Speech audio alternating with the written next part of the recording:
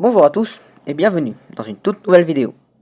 Aujourd'hui j'aimerais vous montrer comment faire un oscillateur en utilisant des inverseurs. Si vous vous rappelez pas qu'est-ce que c'est, j'ai fait une vidéo sur les inverseurs. C'était la vidéo précédente. C'est un oscillateur très simple qui n'utilise que peu de composants. Encore une fois, basé sur les transistors. Et aujourd'hui je vais vous montrer comment le fabriquer. Ok, donc tout d'abord on va commencer par prendre sa breadboard. Et ce qu'on va faire c'est déjà commencer par fabriquer un inverseur.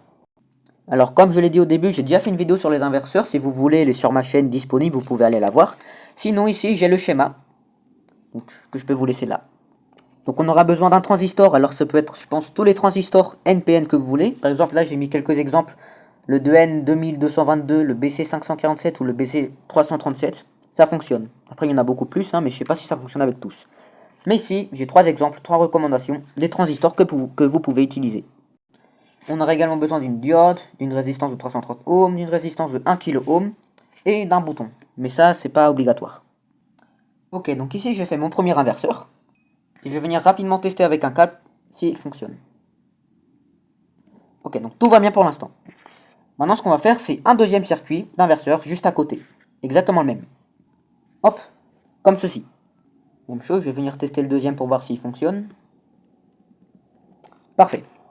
Donc ici, pour le circuit, j'ai pas besoin de mettre les boutons, donc on va le laisser comme ça. Donc maintenant, on peut commencer à construire le reste du circuit. Ok, donc maintenant ce que je vais venir faire, c'est simplement connecter deux petits câbles. Alors on n'est pas obligé de les connecter, mais moi je vais essayer de le faire le plus facile à comprendre. Donc ce que je vais faire, c'est venir connecter ces deux câbles pour qu'on ait une notion claire de ce qu'on va faire.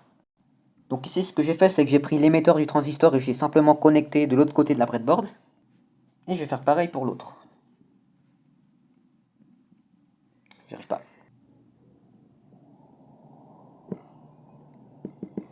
Parfait.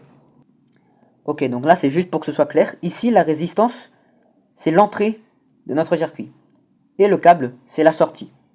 Ce qui veut dire que ici, si je viens allumer le tout, si ça veut bien, hop. Donc, comme c'est un inverseur, en théorie, en sortie, on devrait avoir 5 volts. Pourquoi? Parce qu'ici, j'ai directement la résistance qui passe ici par ce câble. Donc ici, normalement, je devrais avoir 5 volts. Ce qui veut dire que si je connecte ici la sortie du premier circuit, du premier inverseur, à l'entrée du second inverseur, si ça veut bien entrer, comme ceci, effectivement, ici on a cette LED qui s'éteint. Pourquoi? Parce qu'ici je suis simplement en train d'envoyer 5 volts en entrée de celui-ci, donc c'est tout simplement comme si je venais connecter l'entrée de celui-ci au positif. Donc c'est totalement normal. Maintenant ce que je vais faire, c'est remplacer ce câble par un câble un petit peu plus petit. Donc ici on va venir connecter la sortie du circuit numéro 1 à l'entrée du circuit numéro 2. Et du coup, qu'est-ce qui va se passer si ici je viens prendre 5 volts et que je l'envoie en entrée du premier circuit? Bah ici, il se passe le contraire. Il y a celle-là qui s'éteint et celle-là qui s'allume. Pourquoi? Parce qu'ici, en fait, comme c'est un inverseur, je viens activer le transistor, ce qui va venir éteindre la diode. Ce qui veut dire qu'ici, dans ce câble, j'ai plus 5 volts. Donc du coup, celui-là se désactive. C'est pour ça que la diode s'allume. Et vice-versa. Et maintenant, le seul truc qu'il faut faire, c'est de venir connecter la sortie du circuit numéro 2. Je dirais que mes câbles, ils n'ont pas envie de travailler aujourd'hui. Hop.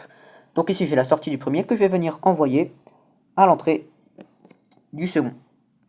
Et là, techniquement, on a terminé. Mais vous allez me dire, il se passe absolument rien. Bon, en vrai, il se passe quelque chose. Mais c'est juste que comme ça se passe très rapidement, bah du coup, on n'a pas le temps de voir qu'est-ce qui se passe réellement. Et donc, pour qu'on ait cette notion de flip-flop entre les deux diodes, ce qu'on doit faire, c'est venir ajouter un delay, ou un temps de recharge, un truc comme ça, je sais pas. Ce que je suis en train d'essayer de dire, c'est qu'on doit venir ajouter un retard. Et pour le faire, on aura besoin d'un condensateur et d'une résistance de 10 kΩ. Moi, je vais commencer avec un condensateur de 100 microfarad. On peut enlever ça. Ce qu'on va faire, c'est connecter le négatif du condensateur en sortie du circuit numéro 2 et le positif en entrée du circuit numéro 1. Hop, ça devrait nous donner quelque chose comme ça. Mais ici, il se passe toujours rien. Pourquoi? Parce qu'ici, le condensateur n'est ni en train de se charger, ni en train de se décharger. Et pour le charger, qu'est-ce qu'il faut faire? Il faut tout simplement venir connecter la patte positive au positif. Donc ça, je vais le faire en ajoutant une résistance depuis la patte positive de mon condensateur au petit câble orange qui, je vous rappelle, est la sortie de notre circuit. Et maintenant, on a notre oscillation parfaite. Bon, peut-être pas parfaite, elle est moins fun que celle qu'on avait fait avec le 555, mais ça reste intéressant. Ok, donc si ça vous intéresse, ici, je vous laisse le schéma du circuit. Donc je vais essayer de vous expliquer un peu rapidement qu'est-ce qui se passe ici dans notre circuit. Donc en premier, on a notre condensateur qui est déchargé. Donc quand il est déchargé, ça va allumer une des deux loupiottes. Alors laquelle, j'en ai aucune idée. Excusez-moi. Et donc ici, comme j'ai la patte positive de mon condensateur qui est connectée au positif, il va peu à peu se charger. Quand il sera totalement chargé, ça va envoyer un signal au second transistor qui va allumer la seconde lampe. Et donc, comme la seconde lampe s'allume, le condensateur va se décharger, ce qui va désactiver le condensateur et qui va activer l'autre lampe, et ainsi de suite. Ce qui veut dire que plus la valeur du condensateur sera grande, plus les loupiottes vont clignoter lentement. Par exemple, ici j'ai un condensateur de 10 microfarads, et on voit que si je le connecte là où était celui de 100, on peut voir qu'ici mes loupiottes clignotent beaucoup plus rapidement. Et maintenant, au lieu de 10, si j'en prends un de 1 microfarad, ça clignote tellement rapidement qu'on ne peut pas voir ce qui se passe. Et comment savoir si ça clignote ou pas? Ce qu'on peut faire, c'est venir connecter un buzzer passif, comme celui-ci, qu'on peut venir connecter en parallèle avec une de nos loupiottes.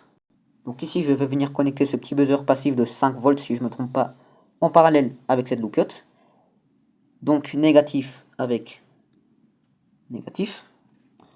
Et maintenant, je vais tout simplement envoyer l'autre patte au positif, pardon. Comme ceci. On n'entend rien du tout. Excusez-moi, c'est que le buzzer avait besoin d'une résistance. Donc ce que j'ai fait, c'est que maintenant je l'ai connecté en parallèle avec celle-là. Et quand je viens ici le connecter au négatif, on peut entendre effectivement qu'il y a un son. Alors c'est faible, mais si je l'approche du micro, voilà, on peut clairement entendre qu'il y a un son.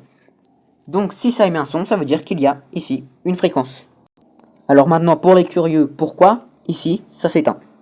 Tout simplement parce que la résistance de mon buzzer est beaucoup plus faible que la résistance de ma diode. Rappelez-vous de l'inverseur qu'on a fait dans l'autre vidéo, c'est exactement la même chose en fait ici.